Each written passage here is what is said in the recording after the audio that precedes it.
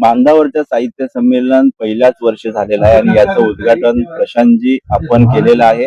विशेष म्हणजे मराठी भाषेतली डॉक्टरेट आपण केले आणि या साहित्य संमेलनाकडे आपल्या दृष्टीतून बघण्याचा कसा प्रयत्न असेल। साहित्य एका सभागृहामध्ये बंदिस्त असतं। आज आयोजकांनी हे निसर्गामध्ये आणलं, म्हणजे माती, आकाश, पाणी आणि काजूची बाग अशा निसर्गाच्या सानिध्यात साहित्यिकांनी आणलं गेलं। मला वाटतं मूळ घरात हे लोक आलेले आहेत। साहित्यामध्ये माणसाच्या जीवनाचं प्रतिबिंब आपल्याला नेहमी पाहायला मिळतं। चिपळूणचा जर आपण विचार केला तर चिपळूणमध्ये दरवर्षी पूर येतो आणि या पुरात अनेक घरं उद्ध्वस्त होतात, व्यापाऱ्यांचं मोठ्या प्रमाणावर नुकसान होतं।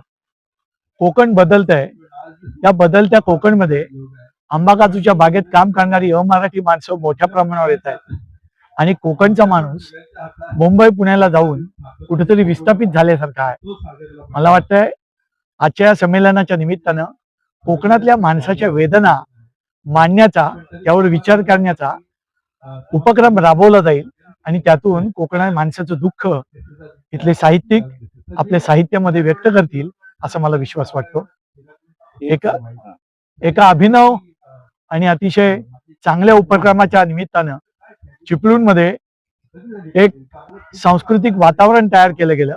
हा केवळ साहित्यिक कार्यक्रम राहिला नाही, तर एक सांस्कृतिक अनुभूती इथल्या रसिकांना, इथल्या प्रेक्षकांना मिळाली। त्यामुळे कोमल सापचं आणि त्यांच्या सर्व कार्यकर्त्यांचं मी अतिशय मनापासून कौतुक करतो।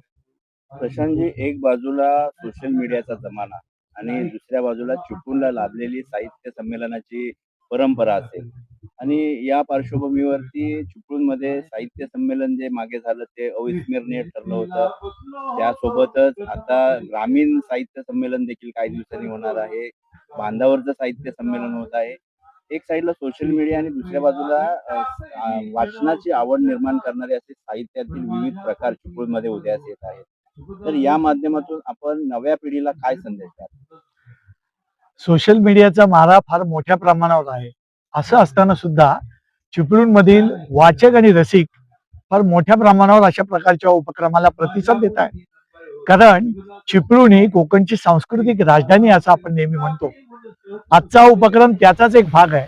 त्यामुळे सोशल मीडिया किती आला तरी सुद्धा चिपळूणमधील जाणकार रसिक आणि चोखंदळ वाचक अशा प्रकारच्या उपक्रमाला नेहमीच भरभरून प्रतिसाद देतील आणि आपली सांस्कृतिक